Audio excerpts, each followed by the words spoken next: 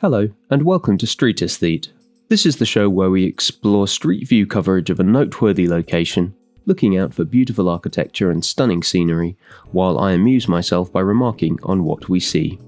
We're in Europe again today, and we will be exploring a new country for this channel, Germany, and we're going to be looking at a small town in western Germany called Freudenberg. This is a place that came to my attention because of this area here, Flecken. I'll tell you a bit more about what that is when we come to it, but for now we're just going to do what we usually do, which is we're going to drop in on the outskirts and make our way inward. It looks like a beautiful spring day here in Germany.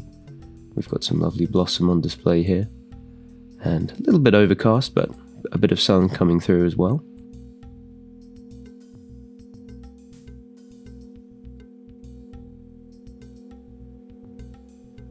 Lovely body of water here. It'd be nice to have your home right next to the lake or the pond like this, wouldn't it? Although that said, not so keen on this railing. I think a little bit more effort could perhaps have been put into beautifying that fence there. Nonetheless, we come here to our first example of something along the lines of what we're going to be seeing in this episode, which is this half-timbered style. Now, this definitely looks like a building that, if it's not more modern, has been built across different periods. So we've got this red brick part here, obviously much newer, or would be much newer than this half-timbered part, if this is indeed original, which I'm not sure if it is. It may be that this is a barn that's been converted, had this tiled roof added. And as we proceed down the street, we then see, well, you know, this is the kind of thing that upsets me.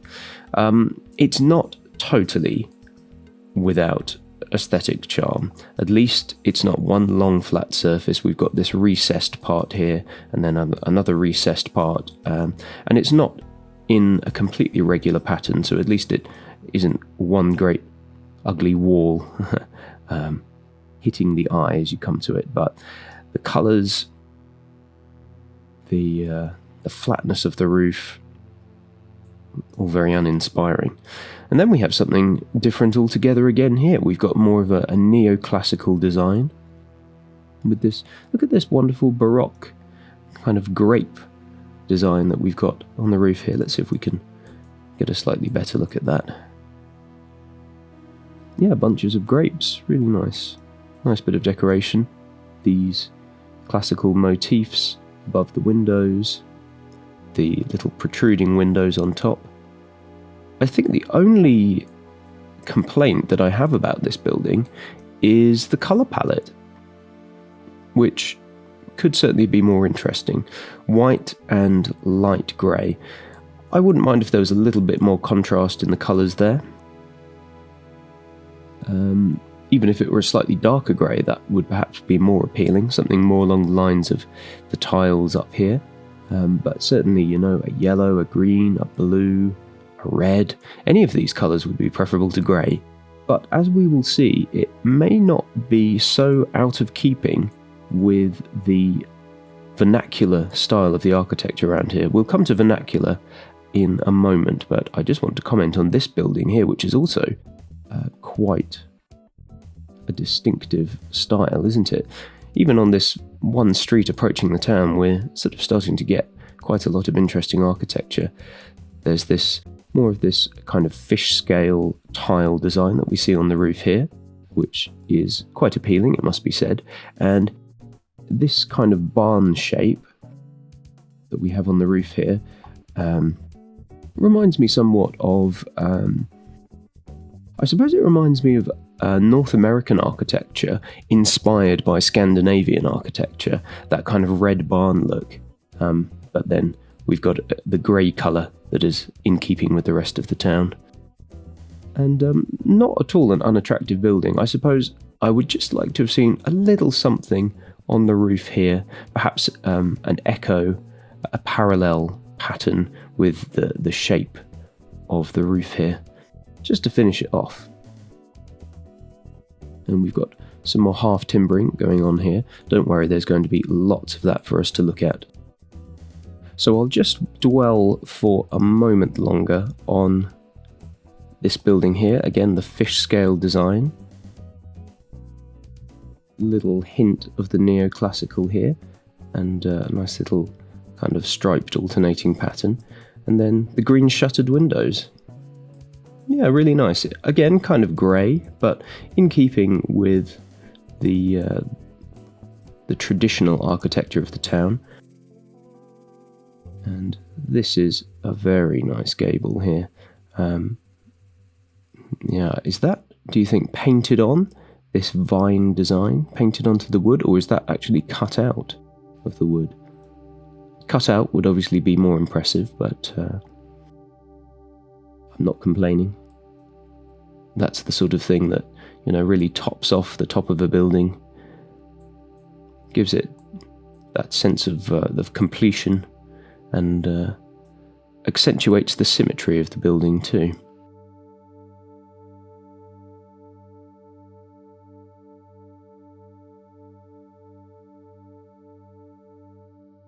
Not too much to look at on this. I suppose this is sort of the high street, but it won't be too long, I don't think, until we come to what we're here to see, the Alte Flecken. Just take a moment to look at this, 1878. So even though this is well over a century old, this building, it's probably still hundreds of years newer than the buildings that we are about to see, the Alte Flecken.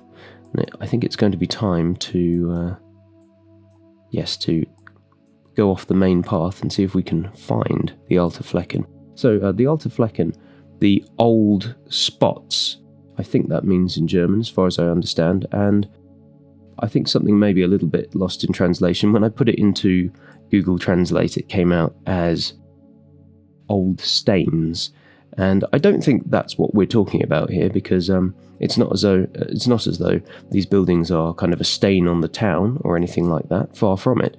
So I think it's more like a spot than a stain, and it may be that we're just talking about, how you might say this is a great spot to go for a meal. This is the old spot, the old part of town. And we're just on the edge of it here. I think it's all in front of us. Let's just consult the map.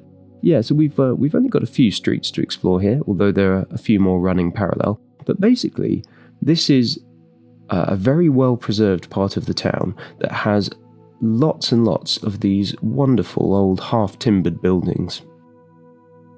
All of which are, or almost all of which are, white, wattle and daub, with black painted half timber.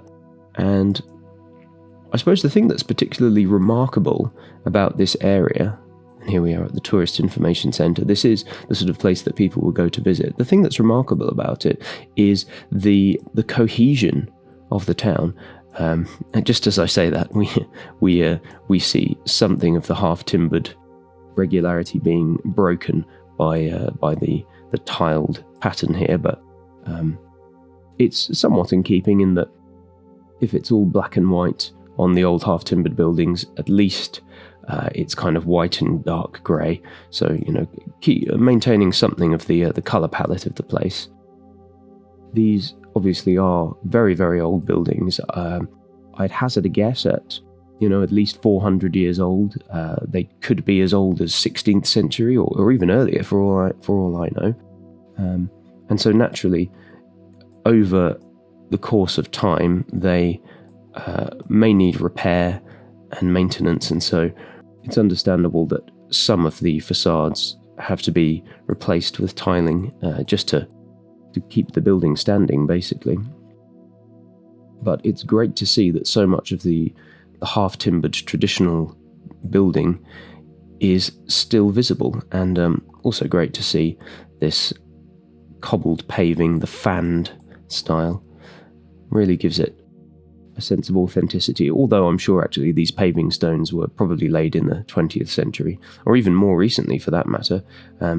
It still is somewhat in keeping with the cobblestoned paving that we might expect to see in a place like this.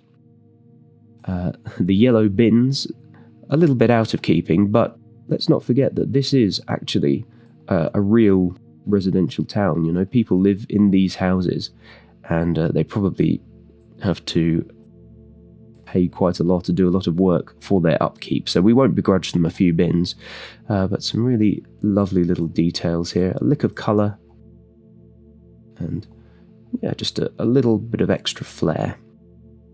So let's proceed down Poststrasse, Post Street, perhaps.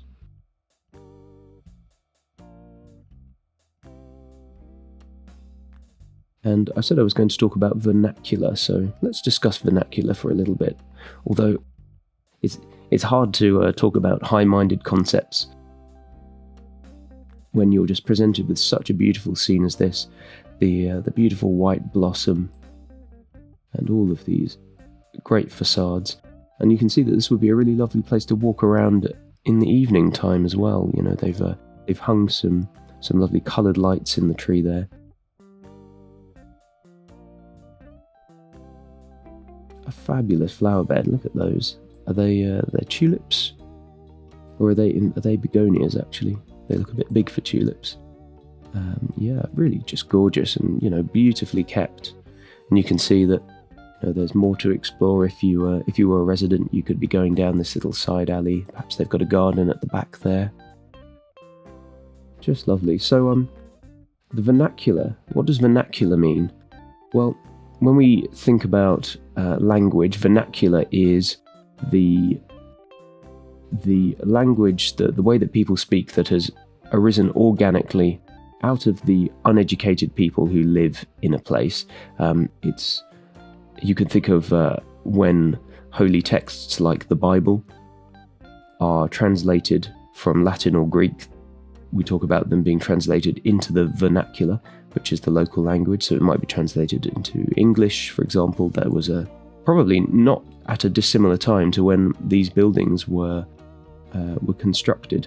There was a lot of controversy in my country, in England, about the Bible being translated. And indeed, it might have been translated into German around this time as well.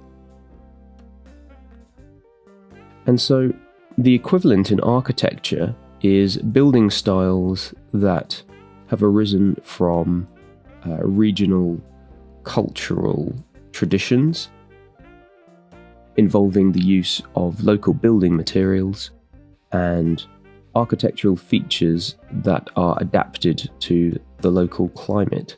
So, as we notice with many of the buildings in this area here, we have the sloped roofs, which are adapted presumably for a relatively wet climate so that the rain can roll off them. And we're sort of slightly walking out of the main part of the Alta Flecken, so we'll go back on ourselves, but just take a moment to enjoy this scene. Somewhat spoiled by this much newer block here. Again, we've got these kind of rectilinear shapes, which are so inorganic. You know, you don't get a lot of squares and rectangles occurring in nature, and so they kind of stick out like a sore thumb to the eye. But I suppose what I can say for this building is at least they've gone with the same coloured tiles as the rest of the tile work that we see here.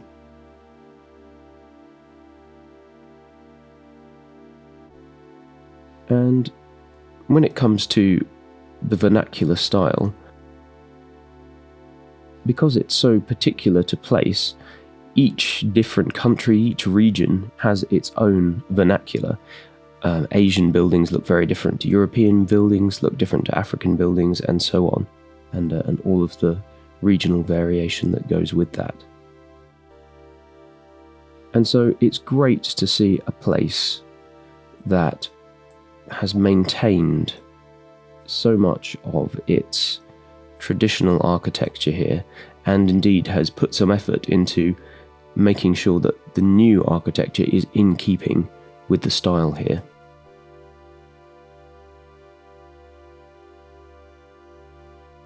There's something very fairy tale about this, isn't it? It's almost as if we've been transported back in time. If only there weren't a car there, spoiling the scene, and of course the electric lampposts, but even those, you know, colour-wise are in keeping. It would be a great shame to travel the world and find that everywhere you went, looked more or less the same.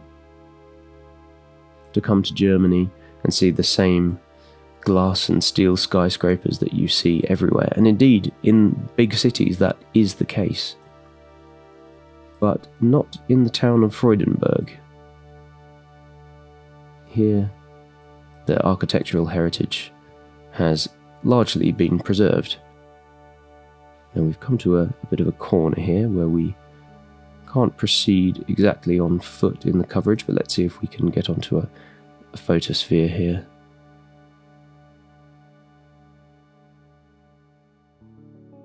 Yeah, back at the other end of the street.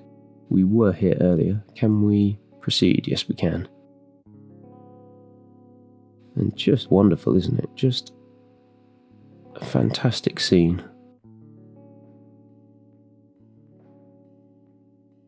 Very nice, these little blue highlights we have here. Leads the eye down this street, but indeed the curvature of the road here leads our eye up here, and I think this is where we will proceed. The Alte Stadt Apotheke, the old pharmacy, old town pharmacy.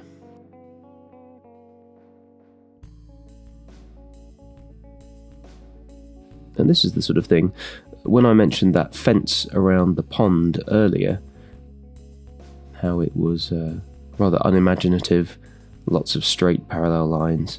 Would be great if there was just a little bit of design put into it, a little bit of organic shaping, a bit of pattern, a bit of flair, something like that. Just fantastic, fantastic place. Would be a really great one to walk around in. And somewhere around here, I know that there is a particular photosphere that I would like to show you, and I think it's the one we're going to end on. So it was a photo taken from up here that brought this place to my attention, and as you can see by the fact that they've put this sort of curved amphitheatre style seating here, well, almost, not quite an amphitheatre, but these kind of long stone benches that they know people will want to sit here and take in the view. And there's lots to remark upon here.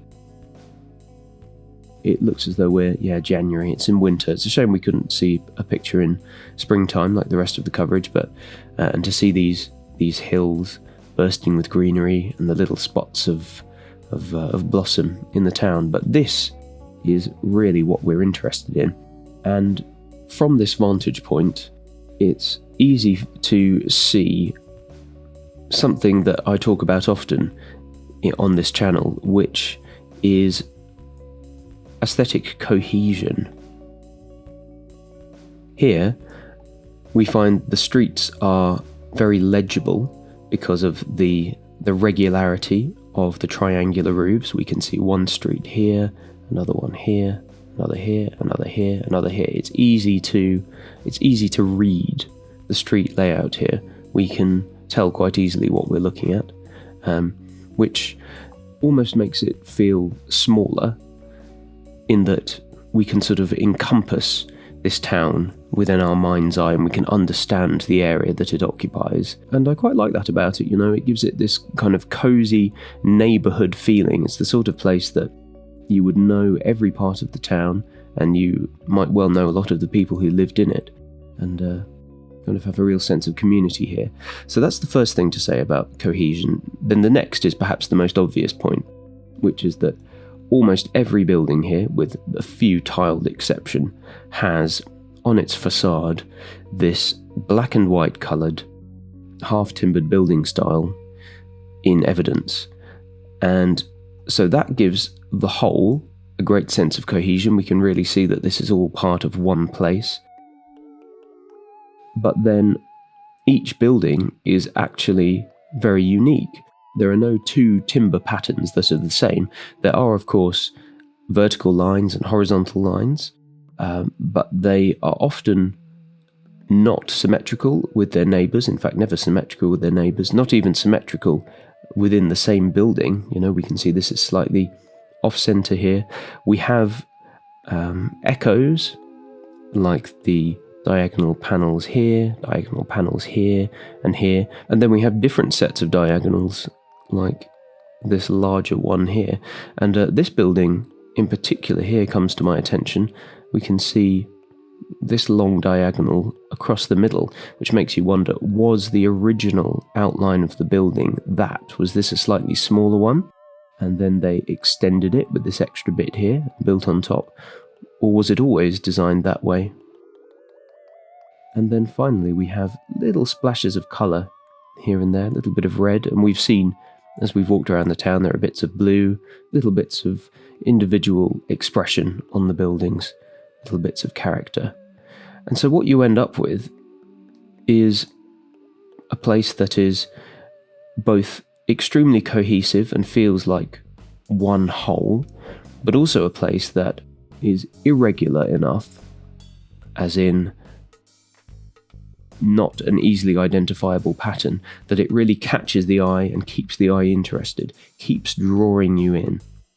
And of course, right at the back of it all is the church, the centrepiece of the town, although not in the centre. And in a way, it's almost looking a bit plain over there compared to the very beautiful half-timbered buildings we have here. It would be interesting to see a whole half-timbered church. I don't know if any such exist. That would be an interesting one to find out about. And I think that's where we're going to leave Freudenberg today. It's been a very enjoyable place to walk around and admire. If you have enjoyed this video, then do take a look at some of the other videos on my channel where I explore the street view coverage of noteworthy locations. And if you enjoy the music that you've been hearing in this video, take a look at my first channel, which is where I upload all of my original music.